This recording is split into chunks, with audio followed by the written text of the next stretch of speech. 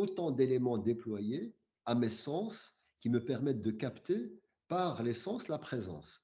Ça, c'est un point qui est fondamental. Et la question du jurisconsulte qui intervient dans cette sélection pour dire les odeurs à blâmer ou autres, etc., c'est une distinction qui est faite sur le plan pratique et technique, mais on n'est pas sur le plan et du symbolique, du métaphorique, voire même du mystique. Donc ici, reste que même l'odeur désagréable renverrait quelque part une sorte de signe sur sa présence. Notamment, c'est la conscience de la finitude. Le pourrissement, c'est ça. Et donc, malgré tout, quand on sort du champ du droit vers le champ de la mystique, les choses prennent une autre dimension. Ce que tu dis également ça fait résonance avec un verset du Coran. Quand tu parles de l'habit, on a un verset du Coran, وَلِبَاسُ التَّقْوَى خَيْرٌ. Le vêtement de la crainte révérentielle est meilleur encore. C'est-à-dire que attention par le fait évidemment de se vêtir, qui est une nécessité, de tomber dans le culte de l'apparence. Et évidemment, ça renvoie évidemment aussi à la remarque de tout à l'heure sur le nez, c'est ce qui fait la valeur de quelqu'un, ce n'est pas l'apparence, mais c'est d'abord et avant tout une dimension éthique. J'ai souvent rappelé dans mes exposés sur le fait que dans la tradition arabe, le verbe être n'existe pas dans l'absolu. Le verbe être est systématiquement enchâssé dans une temporalité. On a être au passé, kana, être au matin, asbaha, être dans la nuit, bata, etc. Donc il n'y a pas un être comme ceci cosmique dans l'absolu. On est systématiquement enraciné dans une réalité. Et ne pas oublier cette dimension fait partie d'une conscience permanente qui nous donne évidemment une forme d'exploration de l'intériorité. Et pour en venir sur le point de l'intériorité, rapport intérieur-extérieur, effectivement, il y a des parfums de l'intériorité qui émanent. Je l'ai exposé sur la transpiration même du corps du prophète, ou ceux qui transpirent dans le jardin d'Éden, au paradis. On a une forme de démonstration, je dirais, anthropologique, où on sointe la crainte révérentielle. Et ce qui est très intéressant, bon, on est en plein mois de Ramadan, on a cette dimension où il est mis en évidence que le jeûneur qui jeûne de manière révérencieuse, et c'est l'objectif d'ailleurs du jeûne, la'allakum tattaqun, ainsi atteindriez-vous la crainte ou la piété révérentielle, c'est qu'une tradition nous dit que l'haleine du jeûneur est plus agréable chez Dieu que le parfum du musc.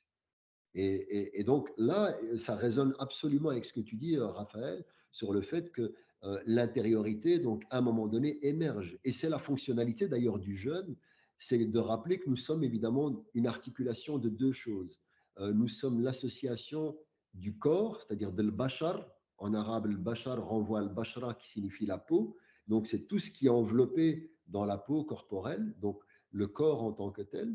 Et parfois, le fait de se priver de nourriture, de boisson et de dépasser le caractère de l'instinct ou de relation conjugale, de dépasser la relation de l'instinct, c'est-à-dire échapper à la bacharité, à l'illusion de l'ancrage matériel physique, et pour aller vers un éveil de l'insanité, de l'insan, donc de l'humain, animé évidemment du souffle divin. Et donc, et c'est sûr que cette trajectoire d'intériorité permet évidemment une expérience olfactive aussi tout à fait particulière qui se dégagerait de l'intérieur vers l'extérieur et non pas en ondes concentriques qui viendraient de l'extérieur vers l'intérieur. Un tout grand merci. Si je me permets encore peut-être une question, je ne sais pas si je vais bien la formuler, mais c'est une question à propos du pouvoir des plantes, du pouvoir, je vais être un peu général, mais du pouvoir des odeurs, mais des parfums.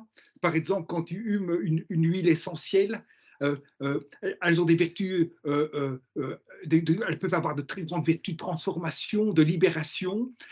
Ça se déploie, heureusement, aujourd'hui, on découvre encore, et Ibn Bosch est parmi les pionniers dans le déploiement de tout cela. Et donc, mais en même temps, la question, c'est qu'est-ce que c'est que spirituellement vivre le pouvoir d'une plante?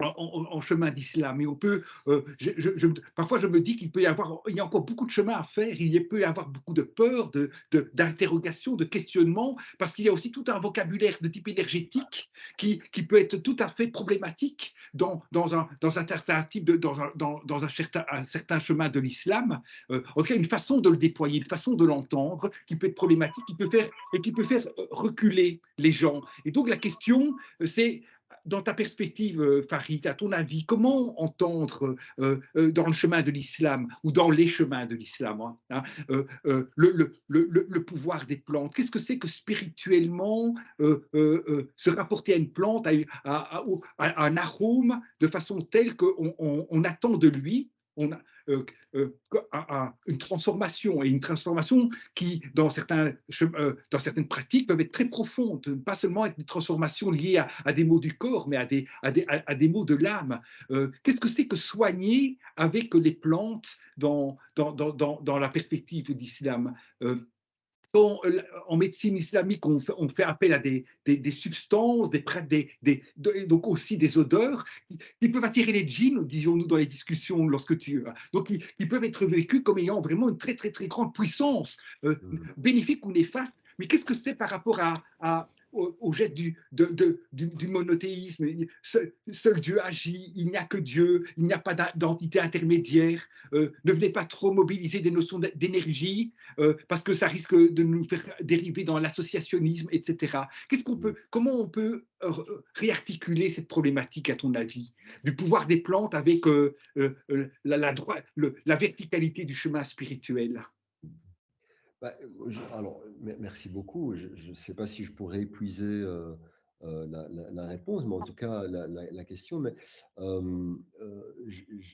plusieurs éléments. C'est que nous avons un héritage assez dense sur le rapport aux plantes dans la tradition islamique. Donc, des ouvrages classiques qui catégorisent, qui présentent et qui notamment mettent en évidence toute la dimension aussi du pouvoir des plantes et qui étaient d'usage. On les retrouve dans les œuvres majeures, évidemment des canons qui ont été produits, notamment dans l'expérience médiévale et même plus tardive. Donc il y a un précédent important qui n'a pas suscité quelque part de débat, ni d'un point de vue juridique, ni même d'un point de vue, je dirais, dogmatique. Ça, c'est une première dimension. Je pense que ce que tu sous-entends, c'est quid des effets qui pourrait éloigner et qui permettrait de donner une forme de croyance importante sur le pouvoir de guérison d'une plante ou sur l'effet d'une plante. Et donc, nous avons un précédent par rapport à ceci. La deuxième des choses, c'est qu'évidemment, d'un point de vue, si je prends le biais mystique et dogmatique, euh, Dieu se manifeste, comme je l'ai dit, par des signes dans la tradition islamique. Et donc, lorsque vous rentrez dans le Coran, ce qui est très intéressant, c'est que vous avez une sorte de projection sur le dehors. Le Coran ne cesse de vous faire sortir du texte. Il vous invite à aller explorer, à aller voir, etc. Donc la quête, quelque part, de guérison, la quête d'observation de ce qui peut être utile pour l'homme, etc., dans la multiplicité de sa création, est tout à fait encouragée. Et donc même avec les pouvoirs que ça peut induire. Maintenant, c'est comment sculpter la dimension du pouvoir que vous allez rencontrer au travers de, je sais pas moi, de la guérison par les plantes, avec une dimension éthique. C'est-à-dire quel usage on va en faire et c'est là où intervient quelque part le moraliste. C'est attention sur la question du principe de précaution. Je rappelle par exemple que des débats qui ont été soulevés au médiéval en Europe sur la question de la médecine, pourquoi est-ce qu'à un moment la médecine prend du retard dans ces contextes-là, c'est par l'interdiction notamment de l'intervention sur les corps, c'est-à-dire de post-mortem, de la dissection des corps, ce qui était tout à fait convenu dans la tradition musulmane. Il n'y a pas eu de débat autour de ces questions-là, et Avicenne d'ailleurs attendait la fin d'une bataille avec grande passion pour pouvoir aller disséquer des corps fraîchement décédés et pour faire avancer justement le débat sur la médecine. Donc l'observation jusque dans le découpage de la bacharité du corps humain faisait partie justement de cette quête de la médication et du pouvoir justement de guérison. Et la question des plantes rentre, à mon avis, dans ce champ-là. Ce qui est caractéristique, évidemment, c'est que nous sommes, et là, bon, c'est plus l'anthropologue du religieux contemporain qui va parler, mais nous sommes dans un environnement qui est paramétré par un certain nombre je dirais, de lectures normatives du religieux qui met immédiatement, dès qu'il s'agit, je dirais, d'une ivresse face à une plante et de ce qu'elle peut m'amener comme pouvoir de guérison, de dire, ah, est-ce que la religion marque des limites ou pas? Et donc, je pense que c'est une discursivité qui est aujourd'hui paramétrée par un principe de précaution et qui n'est pas la réalité de l'islam. Sur la question même quand on regarde les œuvres de certains qui ont décrit le règne animal au Xe siècle de notre ère, en plein cœur je dirais, de la civilisation musulmane dans son essor et dans la production, je dirais, religieuse à son plus haut point, quand il va associer le fait qu'en observant bien les singes, il semble que nous proviendrons de cet animal-là, personne dans le champ ni dogmatique ni religieux ne crie au principe de précaution et le met en garde. C'est même relayé plus tard par Ibn Khaldoun et d'autres, etc. Donc, ce qui est très intéressant, c'est encore une fois de garder cette orientation sur le fait que le champ des signes de Dieu est ouvert et il faut les explorer et ne pas transgresser dans le fait effectivement que ça peut induire vers autre chose. Je peux faire le parallèle et je m'arrête là sur la question du rapport à l'image. On a beaucoup glosé aujourd'hui sur le fait, est-ce que, en tant que musulman, je peux représenter, je dirais, une statue ou je peux aller dans une école d'art pour faire de la peinture et représenter des corps humains, etc. Or, il existe des traditions qui disent, attention, ne tombez pas dans la posture du mimétisme de Dieu et Dieu vous demandera le jour du jugement dernier de lui donner une vie, etc. C'est évidemment ne pas connaître le débat à son origine, lorsque nous étions dans une sortie du polythéisme et qu'il existait encore des survivances de risque de retomber dans des formes de polythéisme. Or, aujourd'hui, on n'est pas du tout dans ce débat-là. Et c'est un peu le même mécanisme qu'à mon sens, on pourrait appliquer sur la question de la référence aux plantes. Il ne s'agit pas évidemment de proposer une transgression dans ce sens-là, mais aussi, et peut-être dernier élément, le fait qu'il existe des expériences même dans la tradition spirituelle, qui vont confondre ce qu'on appelle parfois, moi j'aime pas trop ce vocable de soufisme populaire, qui va allier des choses, un certain nombre je dirais, d'héritages de pratiques où on associe un peu de la magie, parfois de la sorcellerie, parfois de la mystique, etc.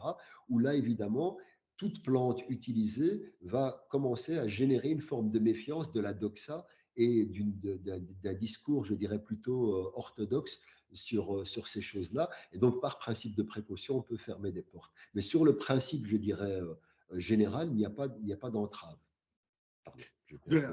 De tout cœur, merci Farid, c'est magnifique.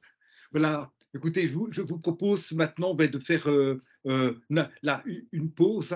Je vous propose de reprendre vers 16h35, si ça vous va. Hein. Donc, l'enregistrement continue et je vous propose de nous retrouver à 16h35.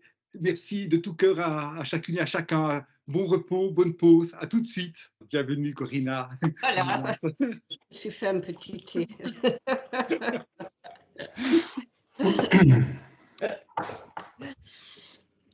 Eh bien, voici le moment d'écouter, et je le remercie encore profondément, Yves Van Ogden-Bosch.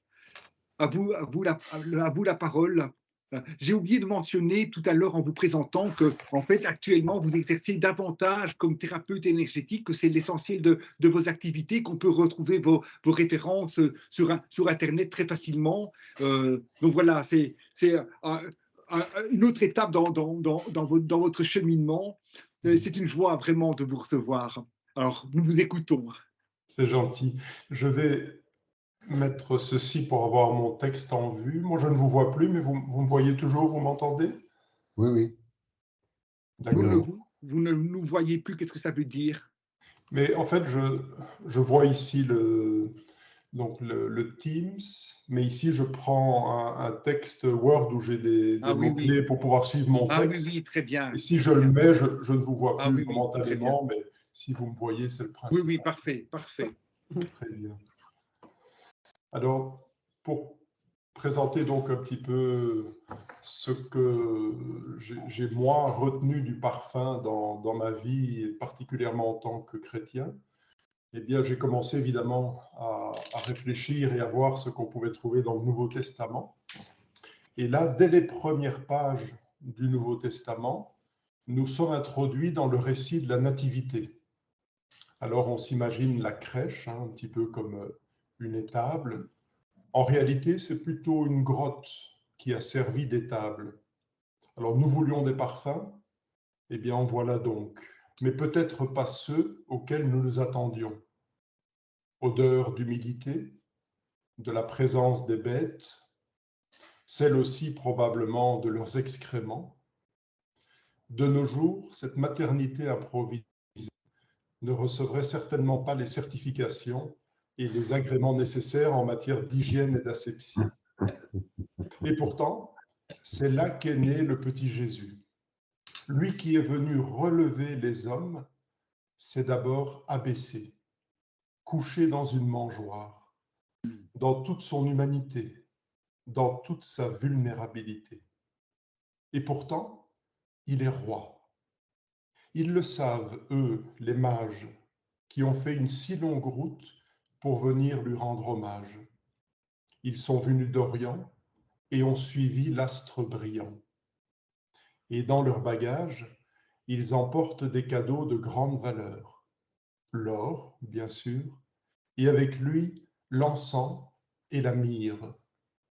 Les pères de l'Église y ont vu les symboles de la royauté pour l'or, de la divinité pour l'encens et de la passion pour la myrrhe.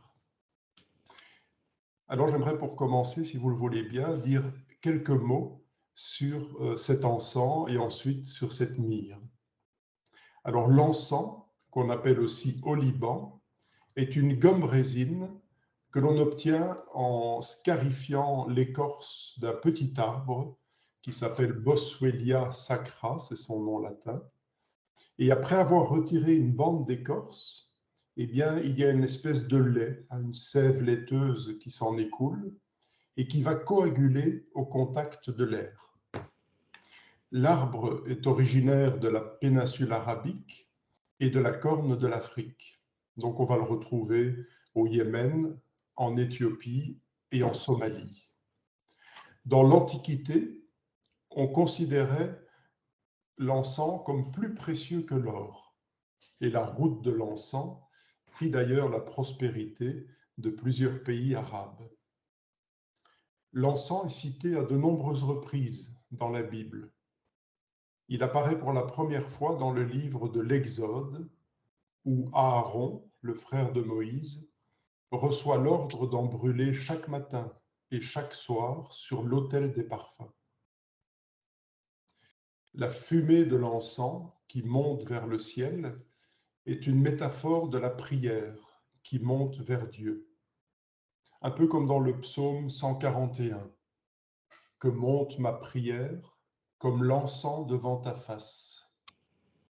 Ou encore dans le 8e chapitre de l'Apocalypse, un autre ange vint alors se placer près de l'autel, muni d'une pelle en or.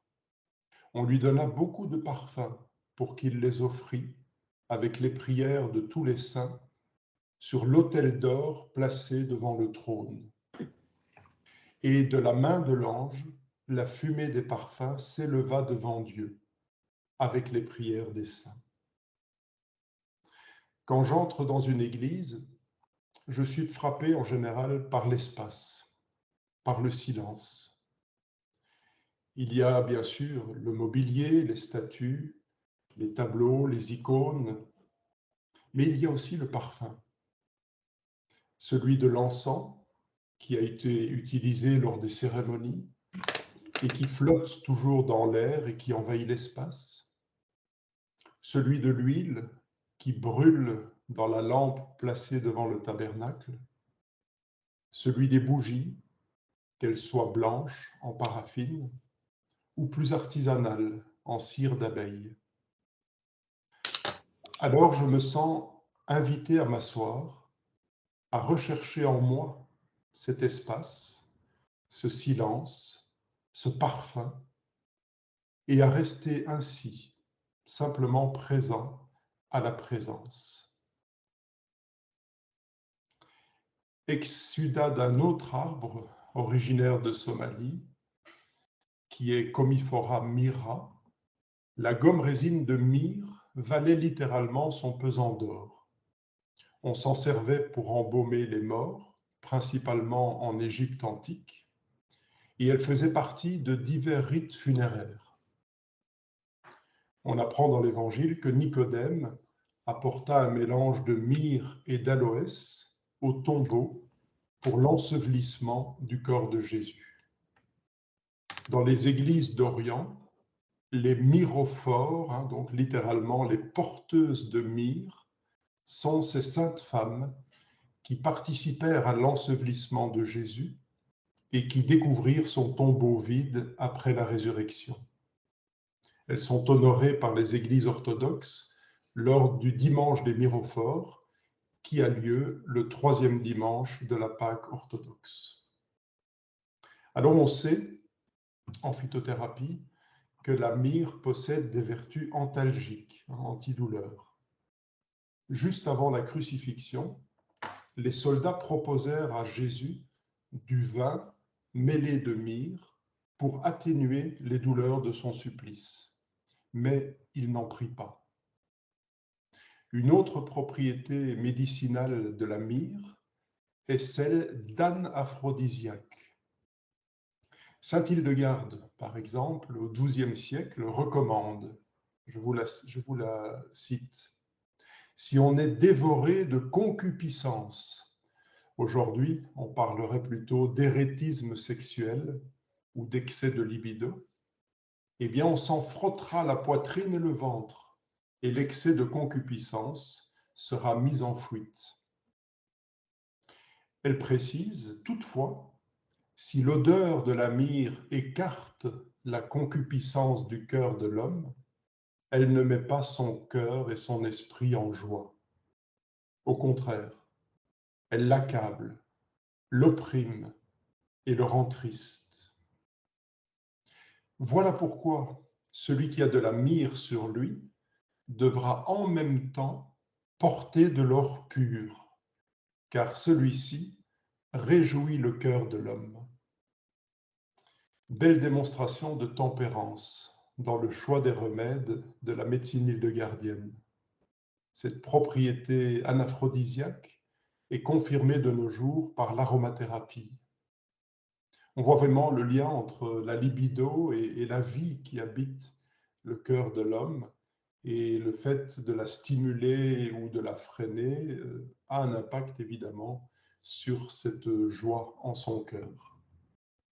On pourra, je ne vais pas développer ici, mais on pourra peut-être parler évidemment de cette ambiguïté qu'a la myrrhe, d'être à la fois une image d'érotisme, comme dans le Cantique des Cantiques, et puis on voit ici avoir également des propriétés anaphrodisiaques reconnues. Enfin, la myrrhe est un des ingrédients de l'huile d'onction sainte, dont Corinna nous avait déjà parlé, et dont la composition est révélée dans le livre de l'Exode. Alors ce mélange odoriférant, qui est une véritable composition de parfumeurs, contient également de la cinnamome, du roseau odorant et de la casse, le tout dans de l'huile d'olive. Alors encore aujourd'hui, dans l'Église catholique, il y a 3 sortes d'huiles saintes qui sont utilisées dans la liturgie. Alors la plus connue, c'est ce qu'on appelle le saint crème. Il s'agit d'un mélange d'huile d'olive et traditionnellement de baume de Galaad, qu'on appelle aussi baume de Judée ou même baume de la Mecque. C'est une gomme résine qui est proche de la myrrhe. Elle est d'ailleurs tirée d'un arbre qui fait partie du même genre botanique, à savoir ici Commiphora opobalsamum. Son odeur est balsamique et citronnée. Aujourd'hui, il existe différentes compositions du Saint-Crème. Souvent, dans les différents diocèses, on va ajouter d'autres parfums, comme celui de la myrrhe, de l'encens, mais aussi de la rose, du laurier parfois, etc. Alors, cette huile, ce Saint-Crème, il est consacré par l'évêque du lieu au moment de la messe chrismale, qui a lieu en général au niveau de la Semaine sainte. Les deux autres huiles saintes utilisées encore aujourd'hui, c'est-à-dire l'huile des malades qu'on utilise dans le sacrement des malades et l'huile des catéchumènes, sont juste bénites et non parfumées. Alors pourquoi utilise-t-on le Saint-Crème?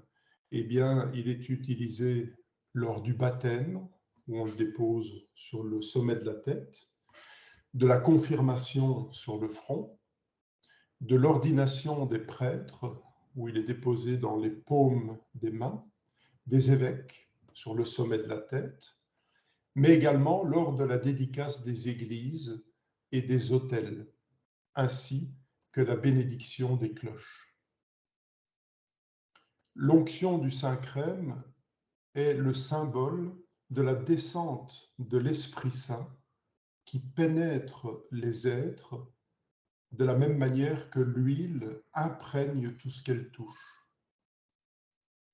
Loin par excellence, pour nous chrétiens, est évidemment Jésus, le Messie, et ça vient, comme l'a rappelé Corinna, de l'hébreu qui signifie loin, et du même terme grec, un Christos, qui signifie également loin. En nous accrochant au Christ, comme les sarments au cep, cette onction descend sur nous également. Cela fait, si j'ose me permettre, tache d'huile. Nous pouvons alors goûter les fruits de l'Esprit Saint, dont la joie, comme écrit dans le livre des Proverbes, l'huile et le parfum mettent le cœur en joie. Mais revenons encore un instant, si vous le voulez bien, sur cet encens et cette myrrhe. Quand on observe leur grain de résine, on dirait qu'il semble beaucoup plus d'origine minérale que végétale. Il semble que ce soit du parfum qui se soit densifié, cristallisé. En déposant ces grains sur un charbon incandescent, on va libérer le parfum de sa gangue et il va redevenir aérien. Et cette sublimation est opérée par le feu qui est l'un des symboles de l'Esprit Saint. Un autre passage clé qu'on va retrouver dans le Nouveau Testament, c'est celui de l'onction de Béthanie. Alors il y a différentes versions avec des personnages parfois un peu différents, des détails parfois un peu différents.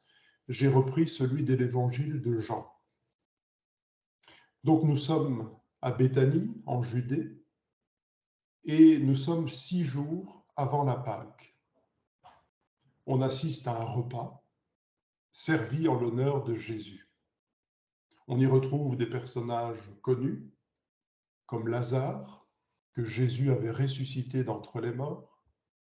On y retrouve sa sœur Marthe, qui, comme à l'accoutumée, est au service.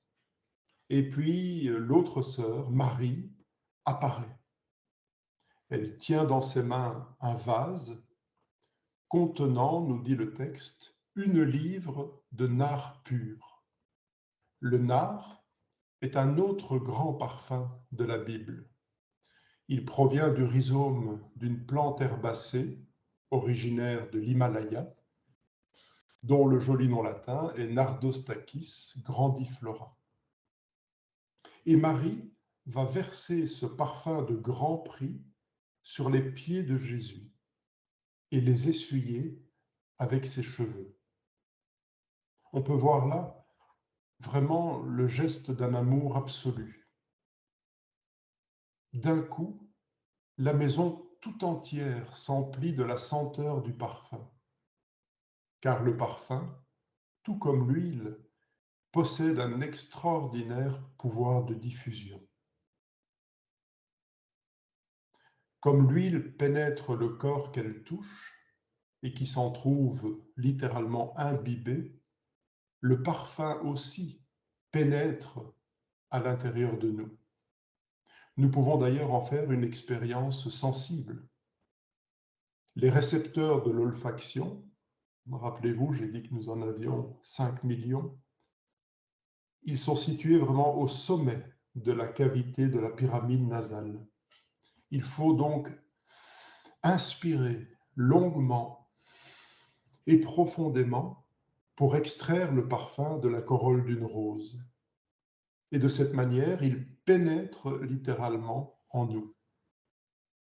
À l'inverse, quand on sent une forte mauvaise odeur, eh bien, on a ce réflexe de fermer la bouche, de souffler par les narines comme pour l'expulser.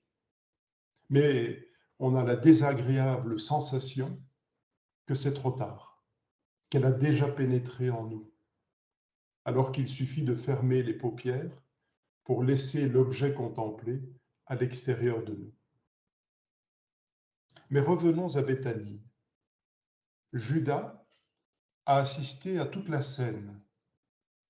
Lui qui tenait les cordons de la bourse des apôtres, et qui d'ailleurs ne se gênait pas d'y plonger la main pour son avantage personnel, lui qui livrera Jésus pour 30 pièces d'argent, il se permet de demander s'il n'eût pas mieux valu que ce parfum soit vendu 300 deniers qu'on aurait pu distribuer aux pauvres.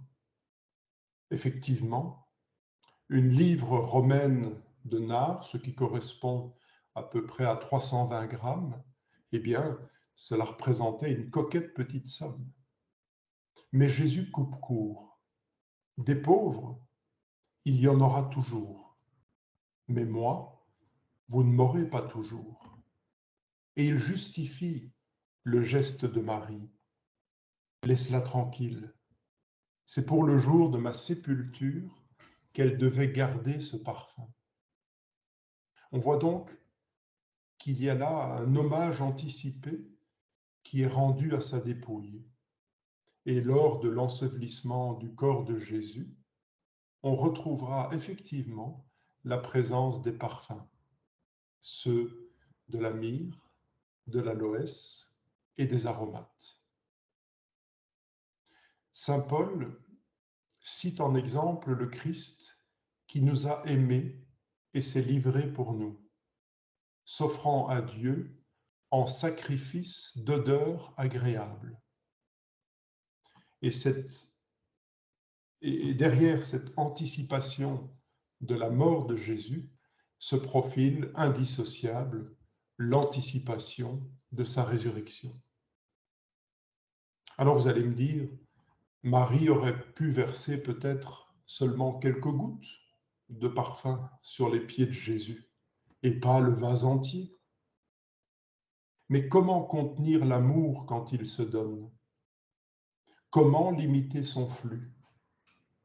Comment endiguer son flot? Dans la Bible, nous voyons que l'amour de Dieu est toujours synonyme de plénitude, qu'il distribue ses grâces avec abondance. Et moi, dit Jésus, je viens pour qu'ils aient la vie et qu'ils l'aient avec surabondance.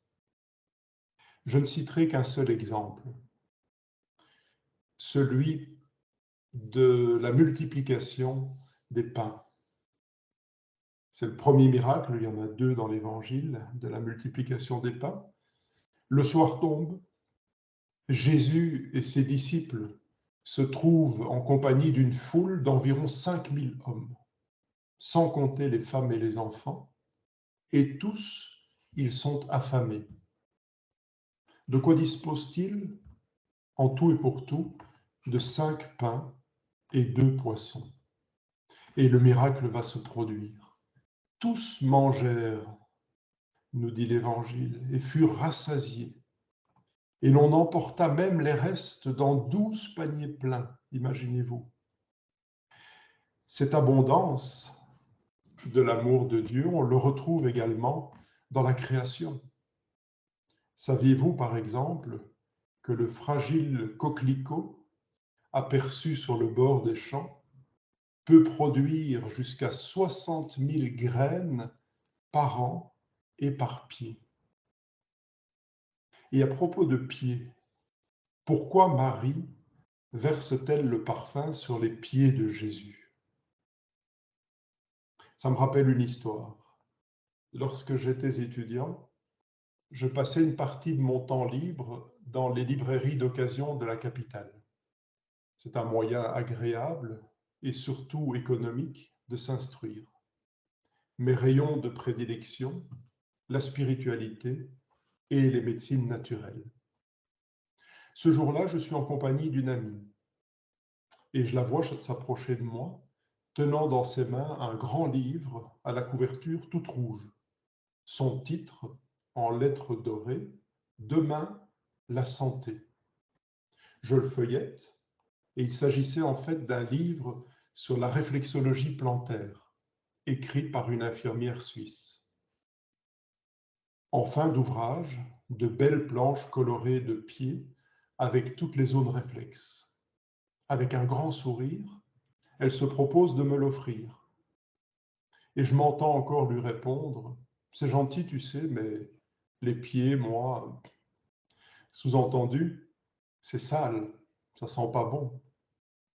Inspirée, elle ira me l'acheter en cachette, ce qui m'obligea, bien entendu, à le lire, à le tester, et de fil en aiguille, à faire de la réflexologie une de mes passions pendant près de 20 ans. Mais c'est ce livre qui m'a mis, c'est le cas de le dire, le pied à l'étrier. En Judée, à l'époque de Jésus, on marche pieds nus, dans des sandales, sur des routes sablonneuses. Alors oui, les pieds sont probablement sales. On peut sans doute faire un rapprochement aussi entre le geste de Marie et le lavement des pieds.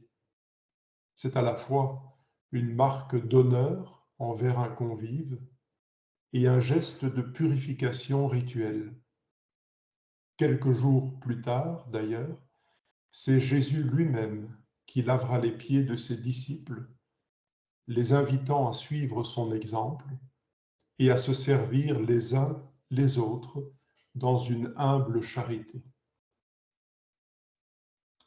Au sujet des pieds de Jésus, il y a une autre histoire qui me revient en mémoire et que j'aimerais vous partager aussi. Je l'ai vécu il y a quelques années. Je me trouvais dans une ville en France pour une formation. Oui, je sais, la France, c'est grand, mais c'est bien à propos que je tairai le nom de cette ville. Une personne bien informée m'apprit que dans l'église locale se trouvait une grande statue en pierre qui représentait le Christ, et que si on approchait tout près son nez des pieds de la statue, on pouvait sentir un merveilleux parfum floral. Mais il ajouta, un peu comme pour me consoler d'avance, que tout le monde ne sentait pas ce parfum. Je me suis rendu, comme vous pouvez l'imaginer, dans cette église, et j'ai eu le plaisir de sentir ces effluves floraux qui m'ont plongé dans la joie et dans la paix. Voilà qui fait partie de mes heures étoilées, comme les appelait Durkheim. Concernant le vase de parfum, me revient à l'esprit aussi ce passage où saint Hildegarde écrit que l'homme est ce vase de l'Esprit Saint que la sagesse s'est élue pour demeure. Et elle poursuit en disant qu'il rassemble les vertus, comme la senteur de tous les parfums réunis. Jésus déclare que l'on n'allume pas une lampe pour la mettre sous le boisseau, mais bien sur le lampadaire, où elle brille pour tous ceux qui sont dans la maison. Et heureusement, Marie de Béthanie n'a pas laissé le parfum enfermé dans le vase. Elle l'a déversé et la maison tout entière s'emplit de sa senteur. Je vous avais dit que dans le Nouveau Testament, on retrouve à d'autres endroits des versions un peu différentes de ce passage. Et il y a même une version où on dit que le vase est brisé, pour montrer vraiment qu'il ne faut pas le retenir et qu'il est fait pour se répandre. Le parfum se diffuse. Il peut s'accrocher aux choses, aux tissus, aux meubles, aux êtres et occuper tout l'espace. Le parfum d'une personne peut rester dans une pièce un certain temps et cette trace demeure alors même que la personne a quitté les lieux. Mais dans un même temps, le parfum qui se propage de plus en plus loin est inévitablement voué à disparaître. Une fois libéré, il ne peut plus être contenu. On ne peut le saisir, on ne peut le remettre dans son flacon. Il finira emporté par le vent, dont on ne sait d'où il vient ni où il va. Oui, le parfum est fait pour se répandre et non pour être enfermé. Il est comme l'amour qui se manifeste à la mesure de ce qu'il se donne. Qu'il emplisse notre maison, notre quartier et le monde entier. Que tous en profitent. Qu'il monte même jusqu'aux narines de l'Éternel et qu'il lui soit d'une odeur agréable. Mais tous les parfums sont-ils agréables? Assurément non. Dans la deuxième épître aux Corinthiens, nous lisons que nous sommes pour Dieu la bonne odeur du Christ, pour ceux qui se sauvent et pour ceux qui se perdent. Pour les uns, odeur de mort qui conduit à la mort. Pour les autres, odeur de vie qui conduit à la vie. Quel écho magnifique avec ces paroles que j'aime beaucoup du Deutéronome, où l'Éternel dit « J'ai mis devant toi la vie et la mort, la bénédiction et la malédiction.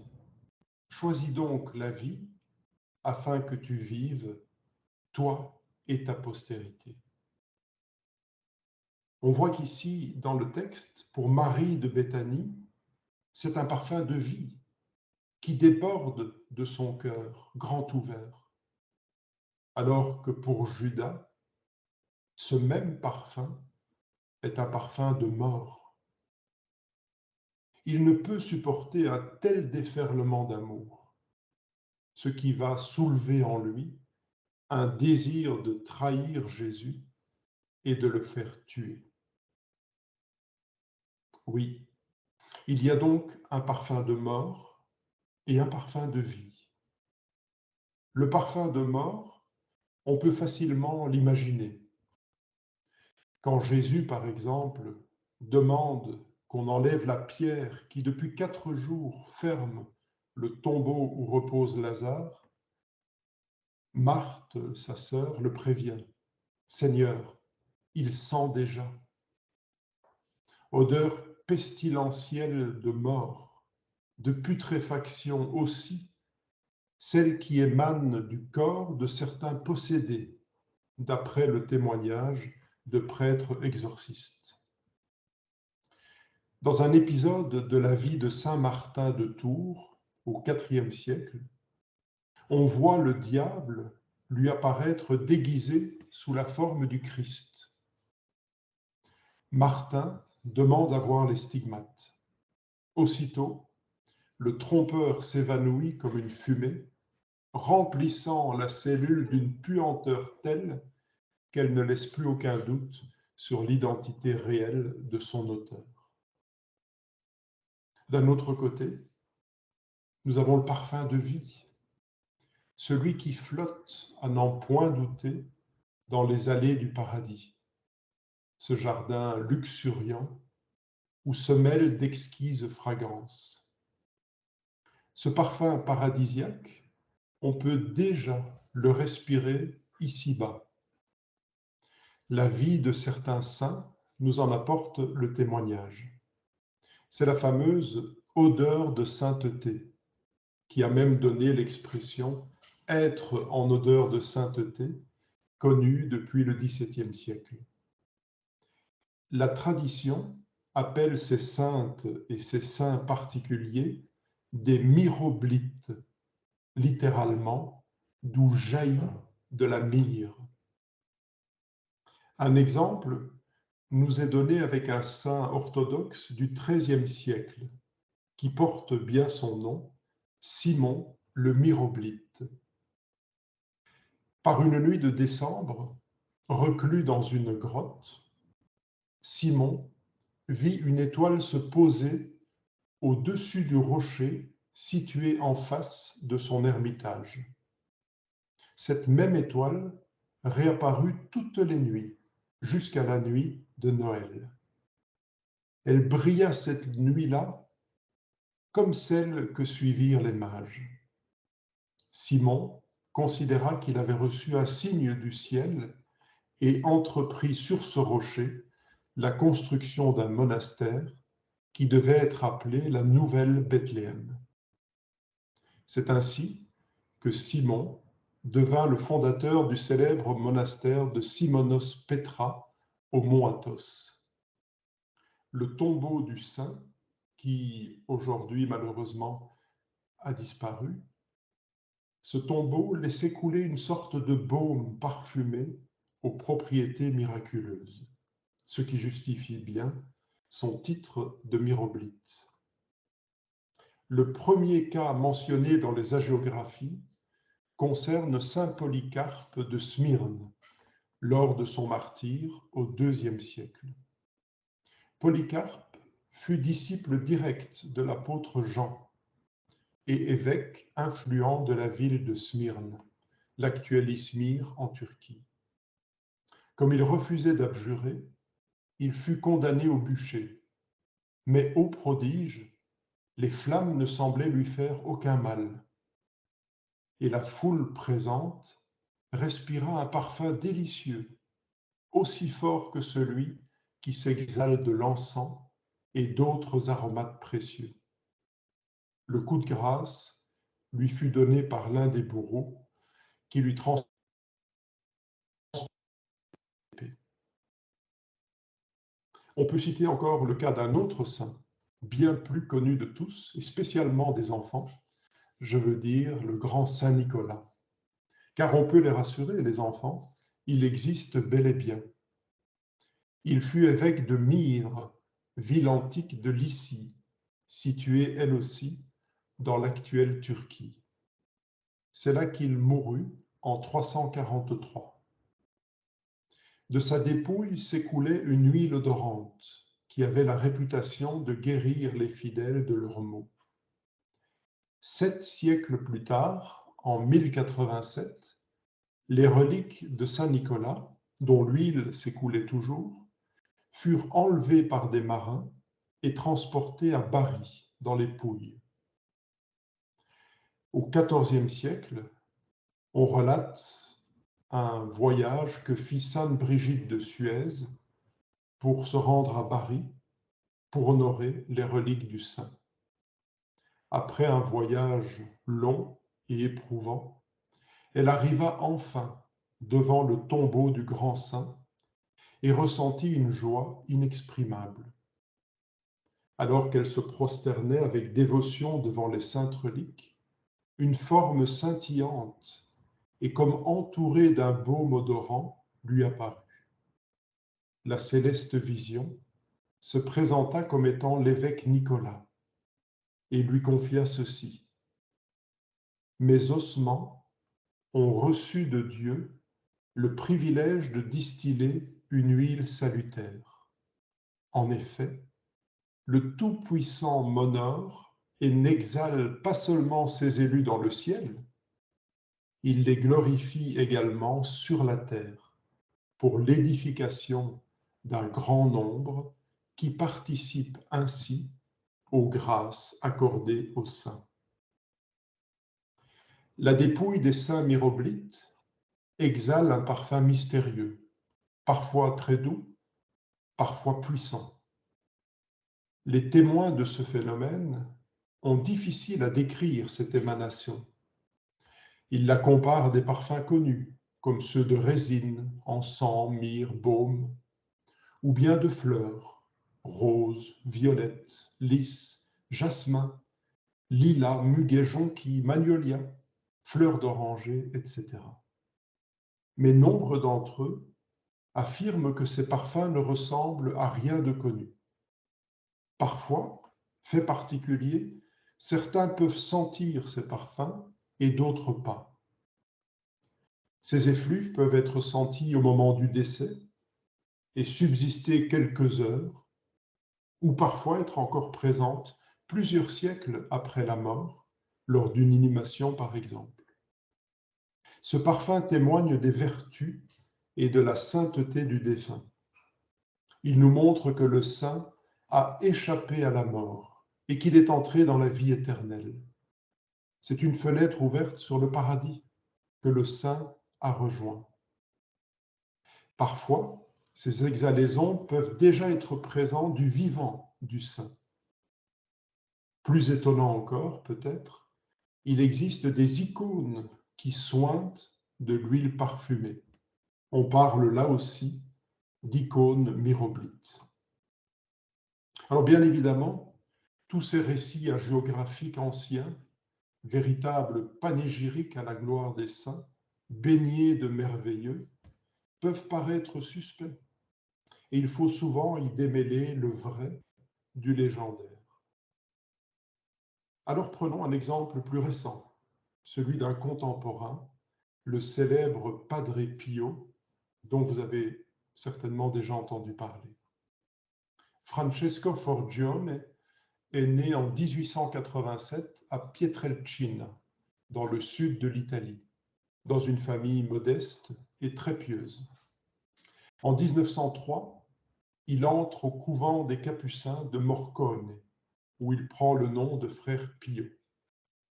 Il est ordonné prêtre en 1910.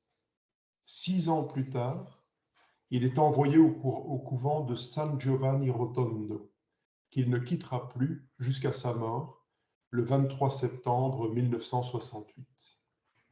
Malgré toutes les injustices et les persécutions dont il fut l'objet de la part de l'Église, il sera canonisé en 2002 par le pape Jean-Paul II et il deviendra ainsi pour l'éternité Saint Pio de Pietrelcina. Sa vie ressemble à une véritable encyclopédie du surnaturel. Il voyait le Christ, la Vierge Marie, tout comme son ange gardien. Il passait des heures entières au confessionnal où il lisait dans les âmes comme dans un livre grand ouvert, rappelant lui-même aux pénitents des péchés qu'il semblait avoir oubliés. Pendant plus de 50 ans, il porta, comme son saint patron François d'Assise avant lui, les stigmates du Christ, devenant ainsi le premier prêtre stigmatisé de l'histoire. Ses plaies, béantes et sanguinolentes, ne dégageaient pas, comme on aurait pu s'y attendre, de mauvaises odeurs. Bien au contraire, elles exhalaient un agréable parfum défini par de nombreux témoins comme un mélange de rose et de violette. Ce mystérieux parfum se communiquait aux objets qu'il touchait et aux mitaines qu'il portait pour cacher ses stigmates. Padre Pio, une multitude de miracles de guérison lui sont attribués et continuent de l'être par son intercession. Et les cas sont très nombreux où cette guérison s'est accompagnée de la présence d'un parfum intense. il est fréquemment arrivé que des personnes se trouvant à de très grandes distances du couvent ressentent ces mêmes parfums. Une manière pour Padre Pio de se manifester dans des moments de grande souffrance ou d'avertir d'un danger physique.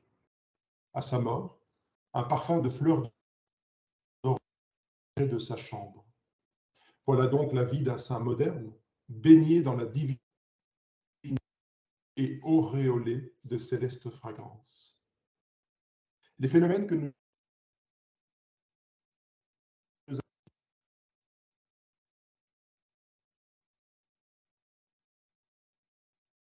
Je ne vous entends plus, Yves Van Oudenbosch. Est-ce que vous l'entendez encore? Non, Non, non, non plus. On a non, perdu. non plus.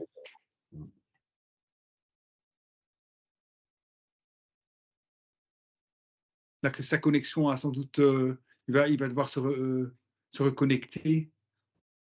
Mais non, il faut espérer qu'il entend. Non, non, je ne l'entends pas. Je l'entends pas. Non, mais il faut espérer qu'il est conscient du fait, puisqu'il est en train de Oui, lire. absolument. Oui, oui, oui, tout à fait. Donc, On ne Corinna vous entend Colmas, pas. excusez-moi, j'avais bloqué votre micro. Parce que là, il ne voit pas et il n'entend pas non plus.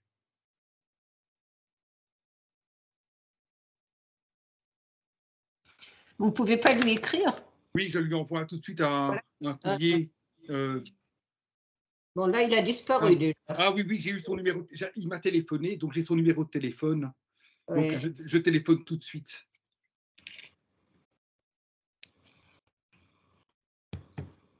Il existe des plantes pour la connexion Wi-Fi, non?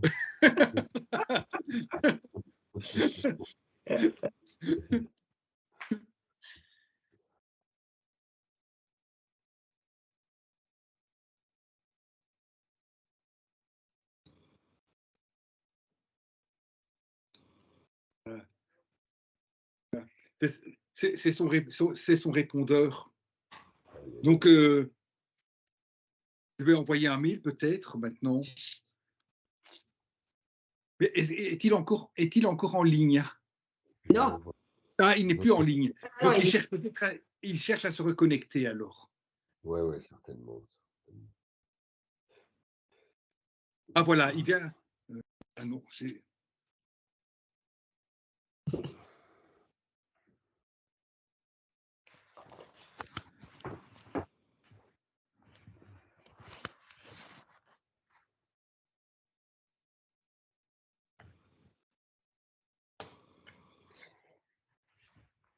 Où est-ce qu'il est, en fait? Il est chez lui, me semble-t-il, à Ath. C'est où ça? Ath, c'est tout près de Mons. C'est tout près de Mons. D'accord. Parce que Farid, il est loin. Hein? Absolument. Et vous êtes installé Moi, je suis en Anjou, en race campagne. Mais... Excellent. Alors, il y a des messages. Ah oui, c'est vrai.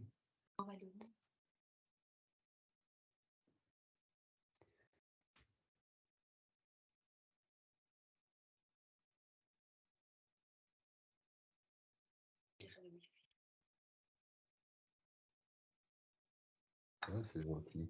Oui.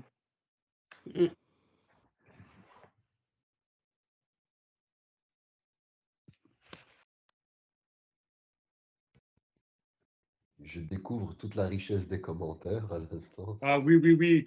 C'est impressionnant. Bon, je ne sais pas comment faire. Je n'ai même pas encore regardé. C'est dans Conversation, c'est ça? Oui, absolument, absolument. Il y a une très longue liste de commentaires. Ah oui. Mon Dieu. Ouais. Bon.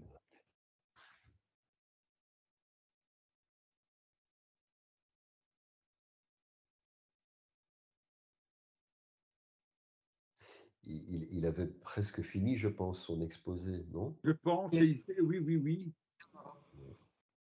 Donc,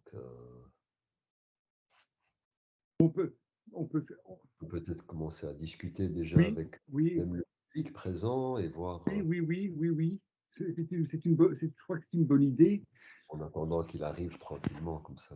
Oui, en tout cas, oui, maintenant, est-ce qu'il est conscient d'être déconnecté? Donc, il est déconnecté, mais l'est-il conscient? En est-il conscient? Donc, on ne sait rien faire, là, je pense. Hein. Qu'il est conscient, mais qu'il n'est pas forcément Oui. capable de se reconnecter. Non. Oui. Bon, Euh, donc, on procéderait de cette façon-là, parce que quel texte merveilleux il nous a proposé. Je ne sais pas, je crois quoi. Allons dans ce sens-là, continuons à recueillir son parfum et accueillons-le avec amour et générosité, et il reviendra. Je l'espère. Donc, je ne sais pas si Farid ou Karina, vous, qui parle en premier, qui désire prendre la parole, déployer un peu à propos. Corinna. Bon, là, je parle. D'abord, bon, je suis très reconnaissante parce que, évidemment, ça ouvre encore une fois énormément. Alors, ce qui m'a frappé, c'est que le sacré prend une grande place, hein, et qu'il y a une sorte de continuité bon, c'est normal, hein, entre l'usage juif et l'usage chrétien au début, comme on le constate très très souvent. Il y a le même message qui est transformé, évidemment, par l'idée que le Messie est Jésus. Mais comme les fêtes juives, hein, les fêtes chrétiennes se calquent sur les fêtes juives, là aussi, ça se calque sur le plan du parfum, ça se calque sur l'usage de ce qui s'était fait dans le temple. J'ai été frappée parce que je ne le savais pas, comment dans les églises, finalement, on reprend les choses qui étaient faites dans le temple, et bon, on le reprend évidemment à leur usage. Et c'est très touchant. Justement, en l'écoutant, je me suis dit, il avait dit, regardons ce qui nous lie plutôt que ce qui nous sépare. Et je pense que dans nos trois interventions, on peut s'en tenir là. C'est-à-dire, c'est vraiment quelque chose où on voit qu'il y a une continuité dans les trois religions monothéistes, dans la façon dont on perçoit ça, parce que finalement tout se ramène à l'ambiguïté de notre finitude. Hein. Et c'est toujours la manière dont on rencontre cela et dont on prend le parfum comme témoin, et comme symbole, comme témoin, mais très souvent comme témoin et qu'on l'envoie. Et c'est très touchant, je trouve, de voir dans les trois religions à la fois les choses semblables et les choses différentes. Et je suis sûre que si on restait ensemble, je regrette que ce soit pas en visio, parce que je suis sûre qu'on aura des heures de discussion après, parce que c'est tellement passionnant justement de percevoir ça. Hein. Et voilà, donc c'est la chose qui m'est... Pareil, l'odeur de mort et l'odeur agréable. D'ailleurs, c'est les termes précis de la Bible qui sont prises. Hein. C'est Reach Nichoach, qui a été traduit évidemment dans la Septante et puis autrement dans la Vulgate, mais c'est les termes exacts. Et j'ai rajouté apaisante parce que Nichoach, c'est justement aussi ce qui apaise. Hein, mais la plupart du temps, quand j'ai regardé les traductions de la Bible, c'est marqué odeur agréable. Hein, et puis donc, chez vous, il y a odeur agréable et odeur désagréable. Farid en a parlé aussi. Et oui, donc c'est intéressant ça. Moi, j'ai pas trouvé de témoignage juif sur l'odeur désagréable. J'ai trouvé donc les choses sur l'odeur qui dévie. Le voilà, bravo. Yves, bravo. Quelle joie de vous retrouver, Yves. Vous m'avez perdu un moment, j'ai vu. Longtemps, on en était aux fleurs d'oranger. Oh là là. Ah, il y a la panique généralisée, hein, on a Mais mobilisé. Parce que merci moi, à Corina. je ne vous voyais plus, donc je ne me rendais même pas compte. Moi, j'ai continué gentiment ma progression jusqu'au bout. Merci Voulez-vous à que je Marion. reprenne à ce moment-là? Mais vous aviez encore combien de temps? Je crois que ce serait bien de pouvoir continuer à vous entendre. Donc, je ne sais pas si vous aviez encore 20 minutes peut-être Jusqu'où m'avez-vous entendu, dites-vous? Donc, à un moment donné, un saint, Il y a vous êtes Padre, à Padre Pio le qui Padre Pio. et avec l'odeur de fleurs d'oranger. C'est ça, à sa mort, donc il y a l'odeur Oui, de fleurs d'oranger. Et là, nous avons été coupés, c'est ça? oui, complètement. D'accord. Mais voilà, il restait plus énormément. Donc je me propose de vous Oui, relire la fin puisque vous n'étiez pas oui, là. très bien. Désolé, je ne sais pas Mais non, pas ce du qu'il y a eu, tout. je ne m'en suis pas rendu compte. Ça nous a permis aussi de vivre un bon moment de convivialité, de communauté. Donc, Oui, donc on est je heureux n'en de votre doute pas. retour et continuons le chemin ensemble maintenant. Je n'en doute pas. Alors, je reprends ici, donc avec Padre Pio. Donc je disais, ça vous n'avez pas entendu, je pense que les phénomènes que nous avons décrits ici font partie de la vie de certains mystiques. Mais il ne faut pas spécialement être un grand mystique pour goûter, ou plutôt sentir, un signe venu du ciel. Il peut arriver que lors d'une prière, d'une oraison silencieuse, d'une méditation, ou à toute autre occasion, nous soyons tout à coup baignés dans un parfum suave qui évoque les fleurs ou l'encens.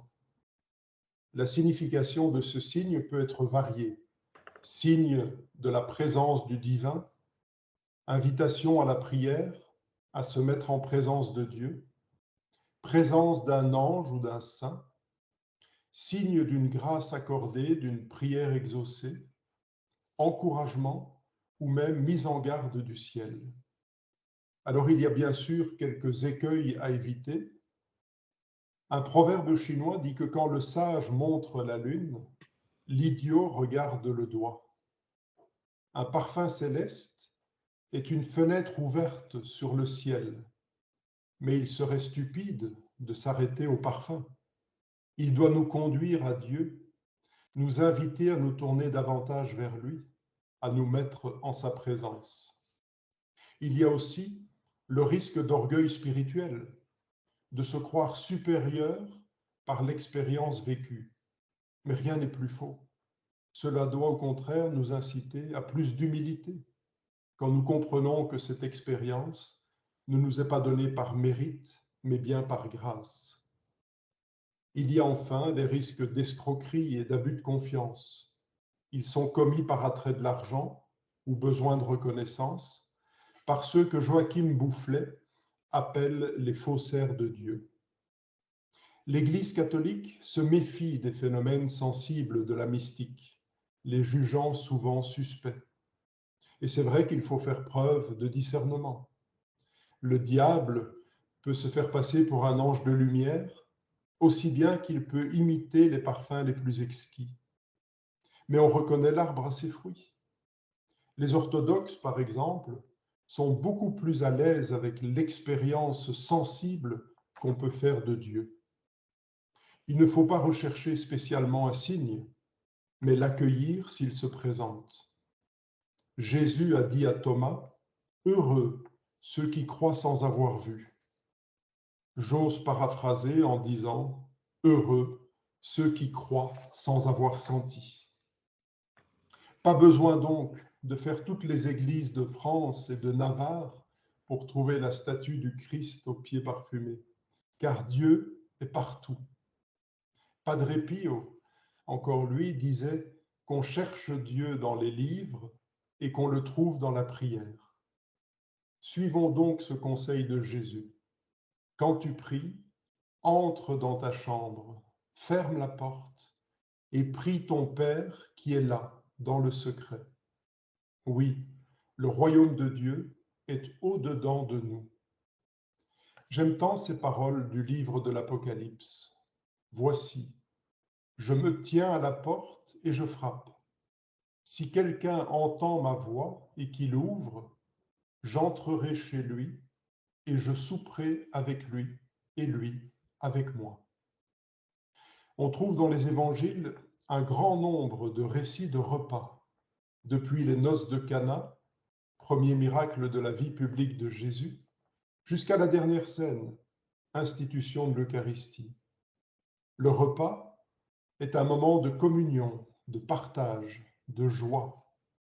Mais avant de savourer les mets préparés avec amour, avant même de pouvoir les regarder en salivant déjà, nous sommes prévenus que le repas se prépare car un agréable fumet s'échappe de la cuisine et vient titiller nos narines.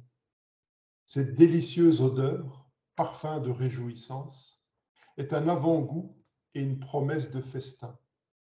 Ainsi en est-il des parfums célestes. Il y aura encore tant de choses à dire, mais j'aimerais conclure avec un questionnement. Nous sommes donc des vases remplis de parfums, parfums qui s'exhalent de nos actes, de nos paroles, de nos pensées même.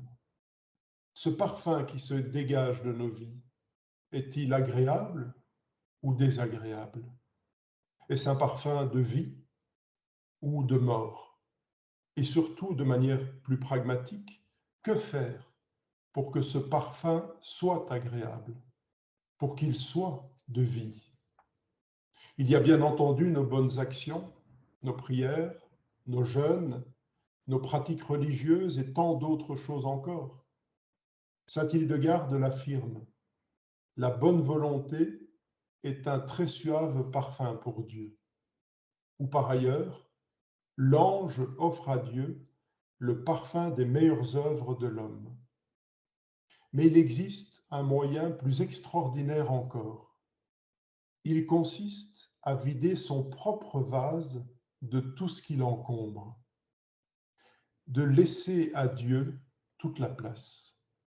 Aimer, c'est tout donner et se donner soi-même, nous dit la si grande petite Thérèse, Sainte Thérèse de Lisieux.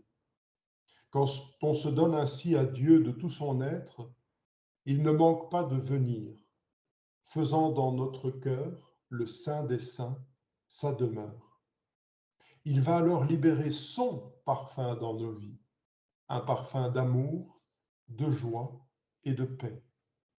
Et c'est ainsi, comme l'écrivait saint Hildegarde, à qui je laisse le mot de la fin, que les saints hommes, habités par l'amour, ne manquent de rien, car leurs cœurs sont entourés de mansuétude et de paix, comme le parfum d'un baume qui s'exhale.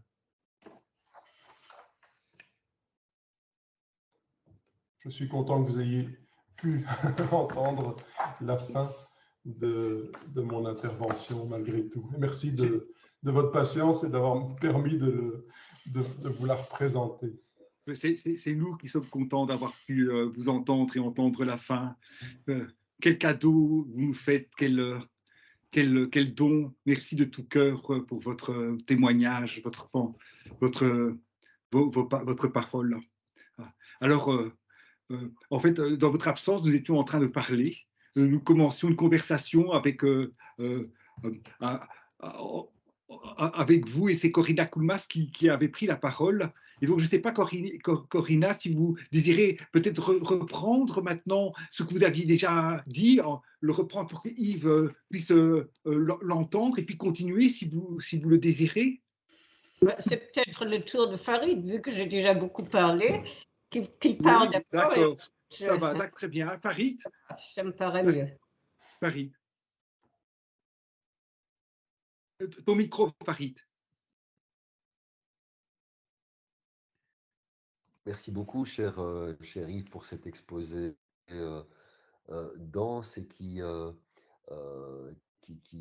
permet de donner à voir aussi avec une telle richesse et le nombre d'exemples tout à fait significatifs qui permet effectivement, et je prolonge aussi ce que disait Corinna tout à l'heure, de faire cet exercice de mise en lien et de partage entre les expériences monothéistes, pas mal d'éléments qui se prolongent, qui ont parfois des traductions, qui ont parfois des traductions particulières, mais on retrouve malgré tout énormément de similitudes. Et entre autres, je fais un clin d'œil sur votre dernière partie de l'exposé, entre autres sur le fait de vider son cœur de tout ce qui n'est pas Dieu pour ne laisser de la place qu'à Dieu. Ça, c'est typiquement, et Raphaël le sait aussi, à quel point dans la tradition mystique et spirituelle musulmane, il y a tout un enseignement qui ne porte que là-dessus.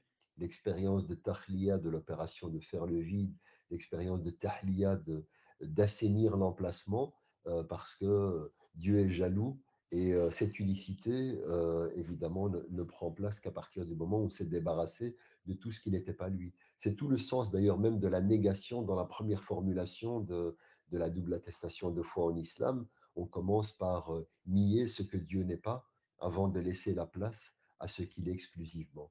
Donc déjà voilà, ce sont des éléments. Bon, ça nous éloigne évidemment de la notion du parfum, mais ça permet aussi de poser un deuxième moment de réflexion. Moi, ce qui m'a intéressé, vous m'avez interrogé sur une dimension morphologique, la notion du nez dans la tradition arabe et musulmane.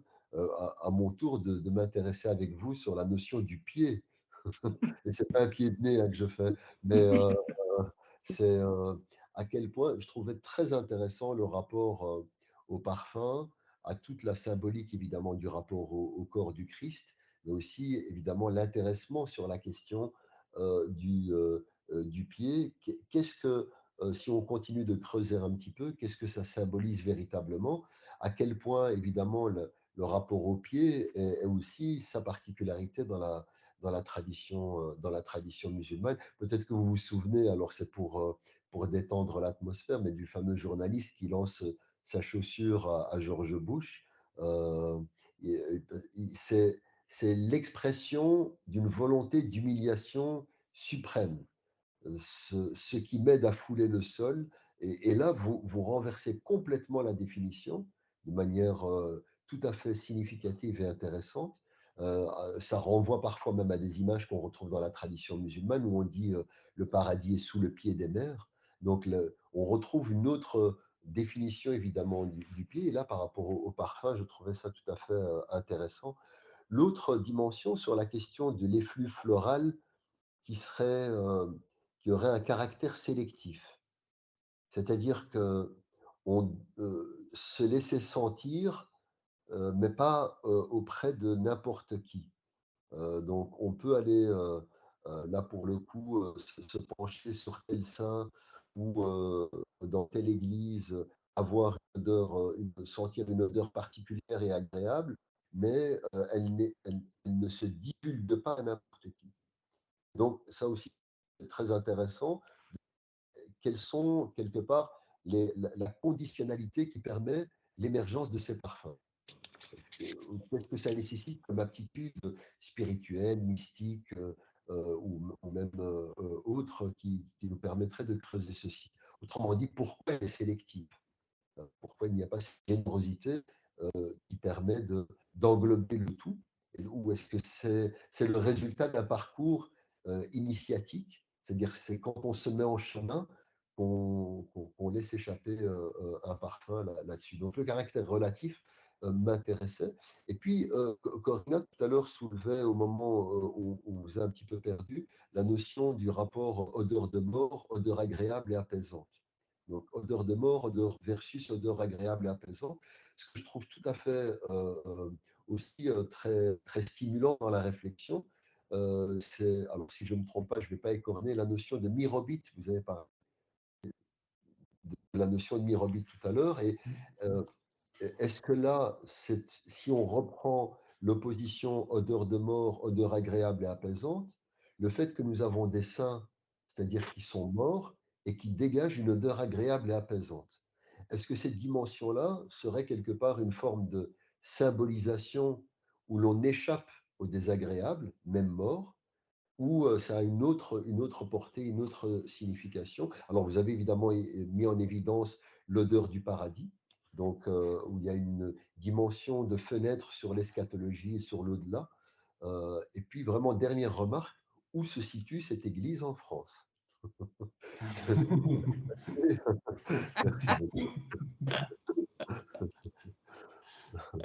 Ben, la réponse la plus facile, c'est par rapport à la dernière question, où je ne répondrai pas évidemment.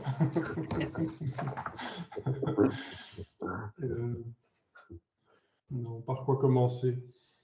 Évidemment, il y a cette notion, vous l'avez dit, hein, c'est ce que j'évoquais un petit peu tout à l'heure en disant qu'avec cette chute originelle, la mort et la maladie étaient entrées dans l'homme, et donc que la mort correspond à une odeur de putréfaction, à quelque chose de pestilentiel. Et là, alors qu'on voit par exemple un saint qui devrait avoir des croûtes sanguinolentes et qui devrait exhaler un parfum nauséabond, alors que 700 ans plus tard, on inhume la dépouille d'un saint et qu'on est supposé ne plus avoir d'odeur ou d'avoir des odeurs plutôt pestilentielles, eh bien on est frappé par un parfum tout autre, un parfum auquel on ne s'attendait pas du tout et qui justement est agréable, qui fait la joie de ceux qui le sentent. Et c'est une manière peut-être de dire voilà, que ce parfum relie à la vie avec un grand V, et relie à ce paradis, à toute cette, je reviens à cette notion de mémoire et même de nostalgie, hein, par rapport à quelque chose de perdu. Alors quand on a la grâce de sentir tel parfum, on peut se demander effectivement pourquoi certains vont le sentir, pourquoi d'autres ne vont pas le sentir. On a la même chose visuellement avec certaines apparitions mariales, par exemple, où les voyants, ils portent bien leur nom, ils voient, et puis d'autres personnes à côté ne voient rien, n'entendent rien. Alors ce n'est pas signe de l'absence de Dieu, évidemment, puisqu'il est omniprésent et il est là pour tous, mais c'est plutôt, avons-nous le regard, avons-nous cette capacité spirituelle de pouvoir le voir, l'entendre ou le sentir? Et là, on pourrait se poser une question aussi, de savoir, puisque tout ça, c'est le propre de la mystique, c'est du sensible, est-ce que tous ces sens correspondent exactement à nos sens physiques? Ou est-ce qu'on pourrait aussi dire que nous possédons des sens beaucoup plus subtils, qu'on pourrait appeler des sens spirituels en l'homme? Et qui fait que, voilà, certains ont peut-être un odorat spirituel, un nez mystique, et qu'ils vont pouvoir sentir cette présence du divin, alors que notre brave nez physiologique, physique, lui, n'a peut-être pas cette aptitude.